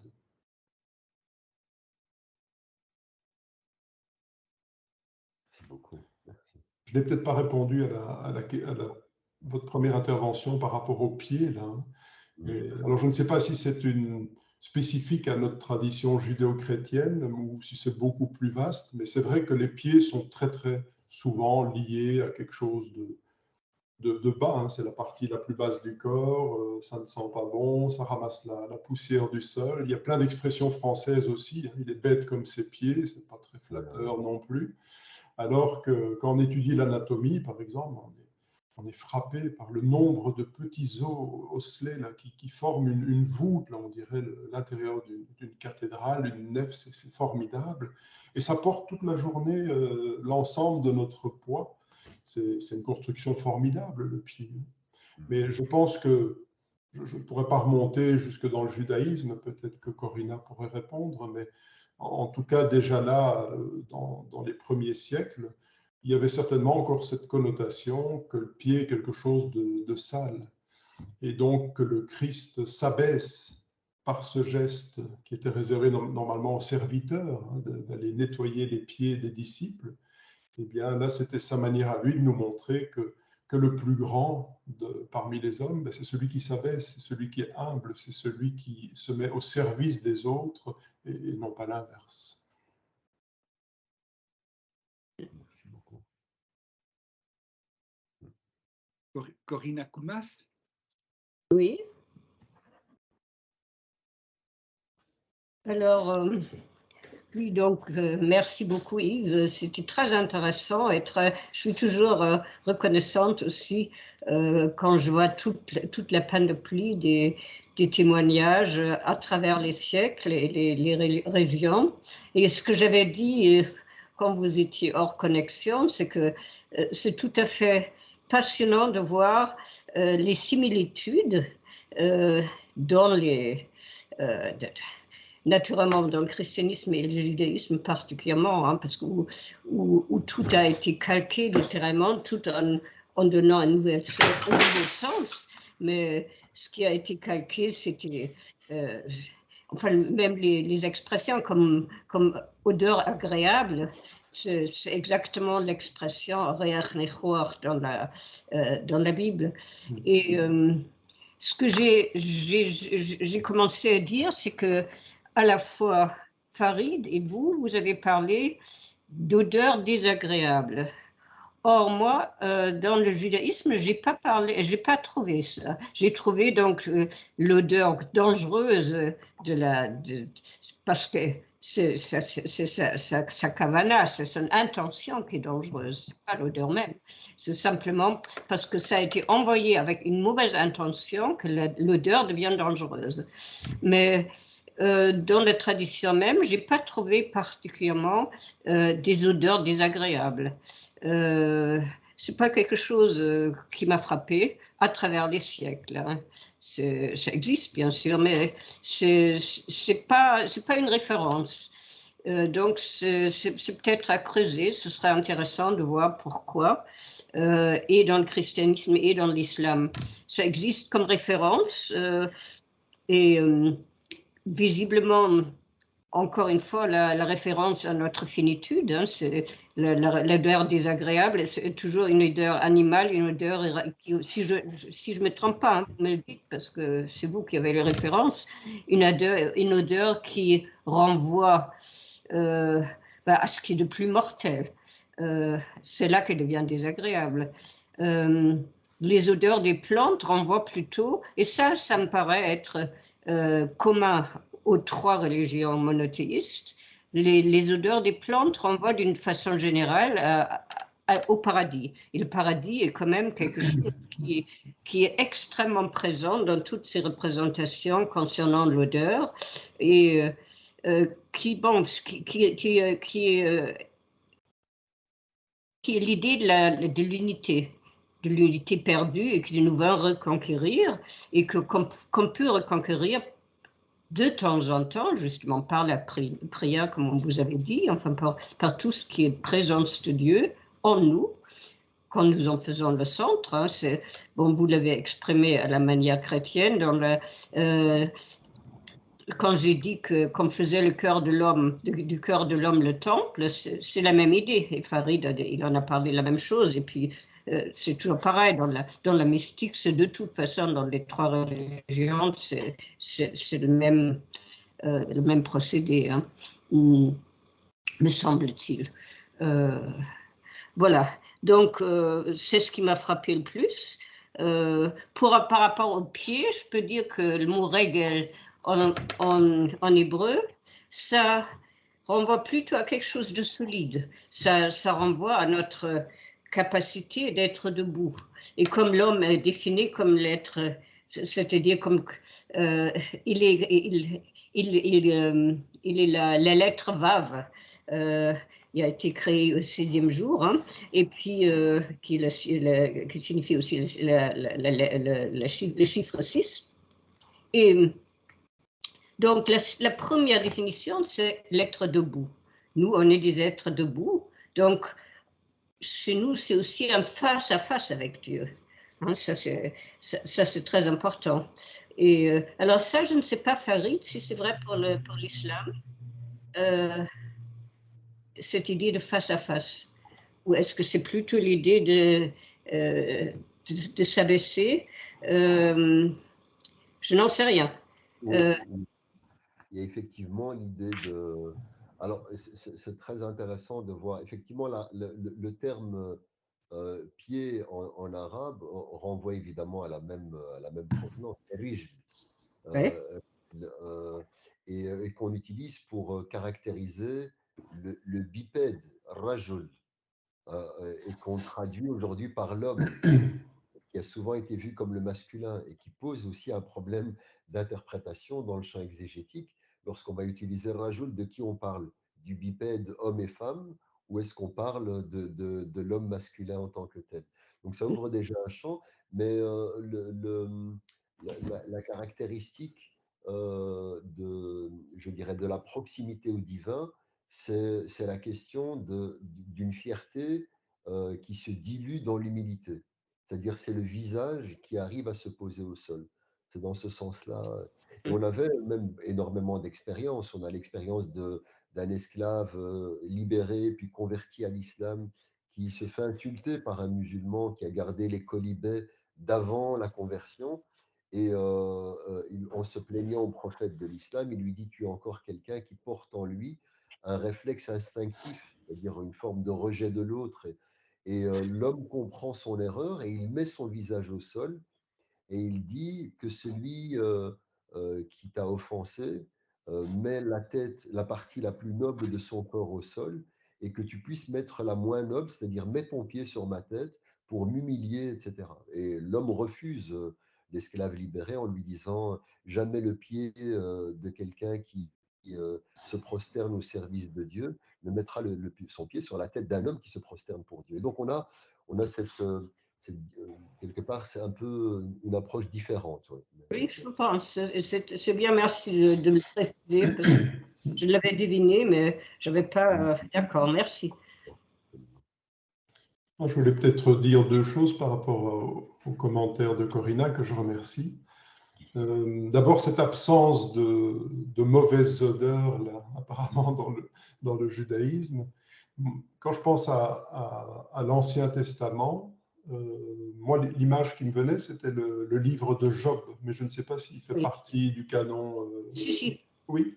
Oui. Et là, je vois cette image de Job qui, à un moment, a plein de maladies de peau, il sent comme un pestiféré. On a cette image aussi où il se retrouve sur un tas de fumier là et tout. Et donc, Dieu permet qu'on lui retire tout comme épreuve de foi. Et là, il se retrouve avec des mauvaises odeurs quelque part aussi, avant que tout lui soit rendu. Il y a peut-être là une image quand même d'une mauvaise odeur. Oui, c'est vrai. Oui. J'y ai pas pensé, mais c'est parfaitement vrai. Oui. Et autre image qui me venait par rapport à ce que vous me disiez, c'est le fait que les parfums, en même temps, sont rarement uniques. Si on regarde les huiles saintes dans la religion catholique, si on regarde l'huile sainte dont on parle dans la Bible, ou même les parfums, ce sont souvent des mélanges de parfums ou d'odeurs ou de plantes. Et là, je trouve aussi quelque chose d'intéressant, puisque pour nous chrétiens, le Christ, c'est aussi l'ensemble de l'humanité. Et c'est comme si le Christ représentait chacun des parfums individuels des êtres humains et que ça constitue une synergie de parfums, en fait. Oui.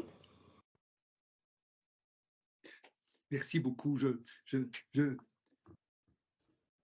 été vraiment profondément touché par ce que vous avez dit, Yves. Merci. Par la façon aussi dont vous l'avez dit.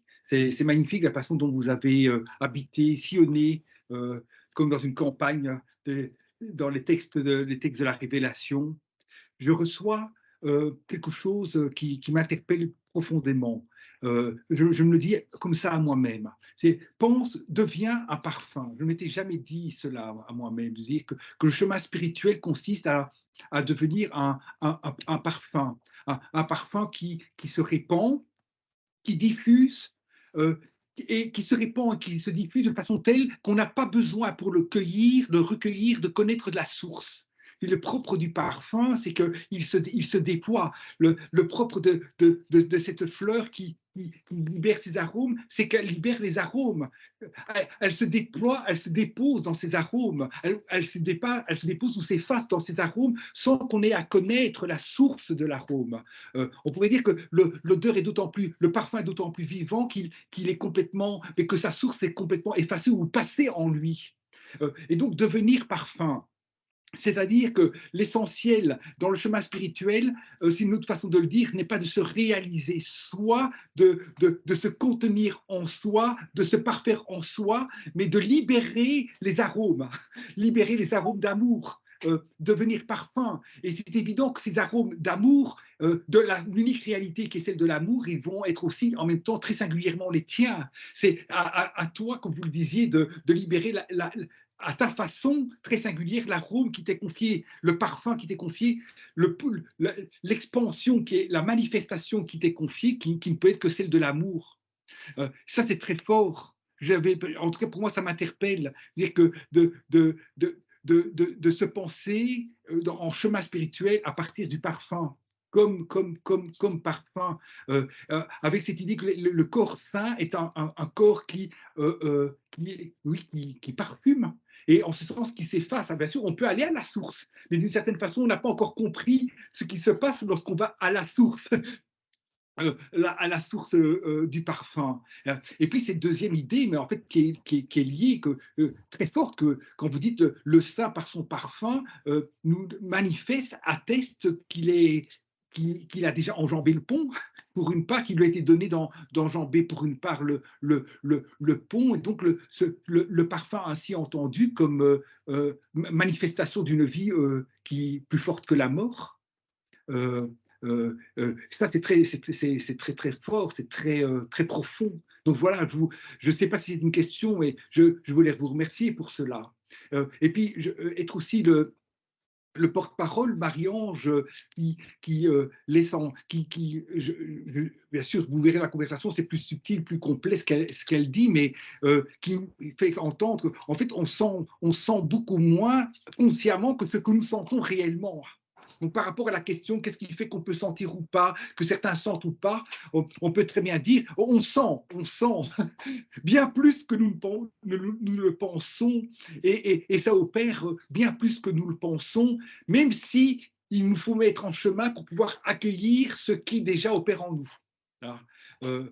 Et donc, nous ne sommes jamais à la hauteur du parfum et de notre réception du parfum. Et ça c'est aussi un message très fort. Sans doute que Marie et Judas ne sentent pas de la même façon ce qui se répand de la pièce. Et pour ça, votre description était magnifique. Donc voilà, quelques réflexions en écho, mais devenir parfum. Et le seul parfum, ultimement, c'est le parfum invisible et qui entre au plus profond d'entre nous, de nous. C'est le parfum. Donc, si vous voulez, cette thématique et la façon dont vous la construisez, tous les trois, mais nous mène vraiment, mais en tout cas, me mène bien plus loin que ce que je ne pouvais penser. Bien plus loin. Merci. C'est vrai que paradoxalement, le parfum le plus puissant, c'est celui qu'on ne sent pas. C'est la notion de phéromones. Les phéromones, c'est des parfums tellement dilués que nos récepteurs chimiques ne peuvent pas les sentir. Et pourtant, quantité d'expériences ont été faites pour montrer l'impact puissant que ces phéromones peuvent avoir sur... Je pourrais vous donner quelques exemples si ça vous intéresse. Mais donc, le parfum est là. Et on retrouve un peu la notion de Corinna au début d'évanescence, de trouver que le plus subtil est le plus puissant, le plus présent. Et là, il y a peut-être aussi quelque chose qui ressemble au visible et l'invisible. C'est-à-dire que l'invisible est plus fort que le visible, alors qu'on ne le sent pas. Là l'odeur qu'on ne sent pas est plus forte que celle qu'on sent. Et de même, l'invisible est plus important et plus vaste que le visible. Est-ce que vous voyez ce que je veux dire? Oui, puis ça relie, c'est comme quand Raphaël faisait le lien entre odeur et parole. Oui, c'est ça. Certainement que la parole la plus puissante de Dieu est son silence. Oui. Peut-être pour prolonger sur l'idée de la provenance des parfums, si le parfum peut renvoyer de manière symbolique, ou en tout cas dans les exemples que vous avez soulevés, à la réalité de Dieu, vous avez également mis en évidence que parfois le diable se parfume, ou en tout cas se fait parfum. Donc, comment opérer quelque part une sélection? Est-ce que c'est par la nature des odeurs, pour ne pas se tromper de voix, ou est-ce que c'est justement une clairvoyance, pour reprendre un concept dans la tradition mystique musulmane, qui permet de séparer le bon grain de l'ivraie? C'est surtout, je pense, l'affaire de discernement, hein. C'est de voir, tiens, j'ai un parfum qui paraît paradisiaque, mais quelle est sa source? Et puis là, en creusant, ben, on va voir si cette source nous amène justement du côté de la vie ou du côté de la mort. Et du coup, on en connaîtra l'auteur. Mm. Merci beaucoup. Mais je suis interpellé par l'analogie, le visible et l'invisible dont parlait Corina. Que je vois, et voir, c'est voir la montagne dans son invisibilité, toucher, c'est toucher l'intouchable, ultimement, mais on a l'impression que dans le parfum, il y a quelque chose qui résiste à cette dualité, comme si le parfum ne s'extrait pas. Je cherche si je suis pas sûr sur fond du non sensible ou pas, peut-être, comme s'il il n'avait pas de double en lui. Là. Ou peut-être que non, peut-être que, mais je ne sais pas, je réfléchis tout ici, hein, pardonnez-moi, mais la crise Covid avec toutes celles et ceux qui ont été atteints par la perte de l'odorat, c'est pas rien. Peut-être que, mais bon, mais cette perte, c'est pas du même niveau que l'invisible qui se déploie en surabondance dans le jeu du visible. Donc, de quoi le parfum serait-il serait-il chemin vers quoi d'autre le parfum mène-t-il? Tout semble se passer comme s'il menait à rien d'autre, puisqu'il est sa diffusion. Il y a quelque chose dans le parfum qui.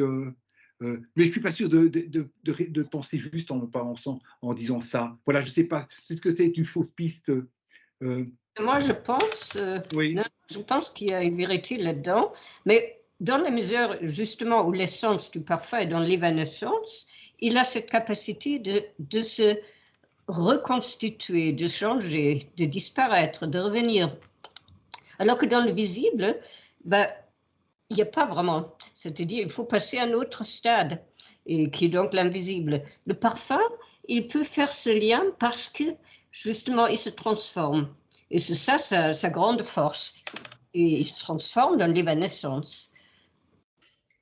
Ah oui, merci beaucoup. La mienne qui dit à côté caméléon du parfum. Oui, merci beaucoup. Merci beaucoup. Et je crois que le parfum nous oblige aussi, pour qu'on en profite pleinement, à être présent parfaitement à la présence, hein, être parfaitement dans le hic et nunc, hein, ici et maintenant. Et souvent, on remarque d'ailleurs que nos récepteurs olfactifs sont très vite saturés, hein, par exemple. On va sentir il y a des fleurs très évanescentes comme la violette, par exemple. On va la respirer, on va voir ce parfum, et peut-être que quelques secondes après, en retentant l'expérience, on ne sent plus rien du tout. Parce que c'est vraiment un sens de l'instantanéité, je dirais aussi. Oui. Bernadette parlait aussi du parfum, de la discrétion du parfum, qui est donc il n'est pas l'opposé de sa puissance d'enveloppement et de transformation, de libération. Oui. Est-ce qu'il y a aussi l'idée de réfléchir, si je fais résonance avec la notion le- de la, du partage du parfum, et donc une fois partagé, il finit par disparaître, donc il a une temporalité réduite. Et est-ce que c'est pas ça également, quelque part, une forme de résonance avec la conscience de sa disparition? Est-ce que le parfum ne nous renvoie pas finalement à des questions existentielles fondamentales, que nous appartenons à un segment temporel défini, comme le parfum, et nous ne pouvons pas être contenus dans un flacon temporel de manière permanente, nous sommes amenés à être quelque part dans l'air et programmés à une finitude. Donc, est-ce qu'il n'y a pas aussi cette relation très émotionnelle, très particulière avec le parfum qui nous ressemble finalement? On le sent dire des choses sur nous. Oui, moi je pense que c'est vrai. En même temps, je pense que justement, ce qui est la force du parfum, c'est qu'il renvoie à la fois à la finitude et à ce qui est au-delà. C'est-à-dire, à partir du fait qu'on accepte cette évanescence, on voit aussi qu'il y a des traces, et ces traces peuvent revenir. Et ces traces sont justement des traces de mémoire. C'est-à-dire, soudain, la vie qui a un sens s'ouvre devant nous comme une mémoire complète, intégrale, et qu'on n'a jamais entièrement. Hein. C'est-à-dire, on sait très bien que nos souvenirs sont aussi ces traces. Ils viennent, ils redisparaissent, et on n'a pas le pouvoir de les maintenir si on ne veut pas. Un visage d'autrefois, il peut apparaître, et soudain, il n'est plus là. Et on n'y peut rien. Et soudain, comme un cadeau, ça réapparaît. Et je pense que c'est ça le côté complètement particulier du parfum, c'est justement qu'il fait le lien entre notre finitude et l'infini. Moi, j'aurais aimé poser une question aux deux autres personnes, à savoir si Dieu est pur esprit et tout autre, est-ce que Dieu peut sentir? Et si oui, comment?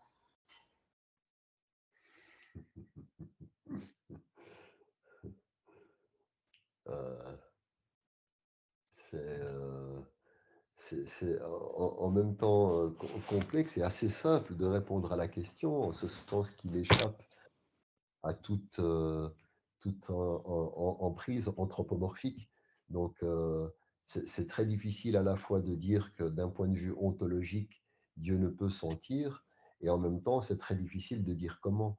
Donc, il y a je dirais, ce phénomène d'incomplétude dans lequel nous sommes. Nous ne pouvons pas objectiver la réalité de l'essence divine, et donc, forcément, dire que l'omniscient ne sait pas les odeurs, c'est compliqué, mais en même temps, de dire la manière dont il les conçoit et dont il les sent, voilà, c'est également très compliqué parce qu'on le situe. Et dans le champ dogmatique, une des premières règles qu'on apprend, c'est de ne pas situer Dieu. D'ailleurs, c'est la posture du derviche. On sait que Dieu existe, mais où? Et donc le derviche se met à tourner, parce qu'il tourne, comme dit le verset du Coran, là où vous tournez la face de Dieu, Dieu s'y trouve. Et donc, pareil aux odeurs et aux parfums qui sont le résultat de la manifestation, disons, ex nihilo de la volonté divine. Donc, le parfum est le résultat d'une création. C'est très difficile de réduire l'odeur à la capacité de saisie par le créateur. Donc, c'est un débat qui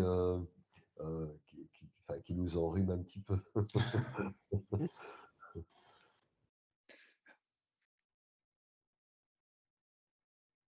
Bon, mais moi, je crois qu'il faut toujours tenir ensemble les deux choses, c'est-à-dire que Dieu est inconnaissable, et puis pour les religions monothéistes, il s'est révélé. Et on sait parfaitement qu'il s'est révélé selon nos critères, c'est-à-dire on sait. Et c'est pour ça qu'on dit tout le temps, l'homme a été créé à l'image de Dieu, c'est-à-dire nous, on interprète à notre image ce que nous pouvons saisir de Dieu.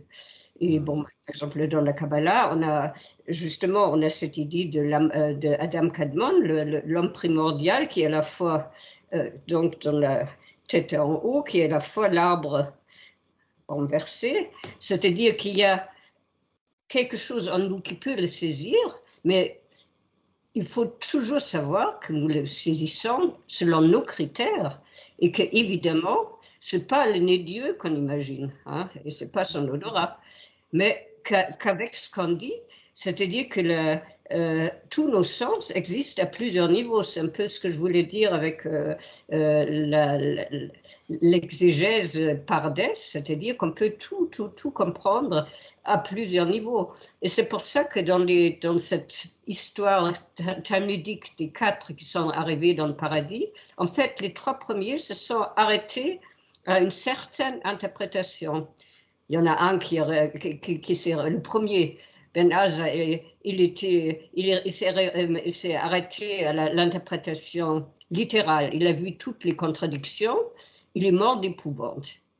Le deuxième, c'était Ben Zoma. Il est devenu fou parce qu'il s'est arrêté à l'allégorie, mais que ça ne collait pas non plus. Troisième, très subtil, Rabbi Elisha ben Abouya. C'était l'interprétation homilétique.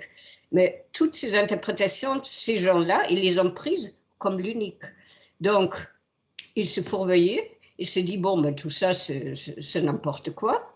Il est devenu hérétique. Il n'y a que Rabbi Akiva qui a tout vu ensemble et qui a compris que ces interprétations ne donnent une forme du sens que si on met ensemble les différents niveaux.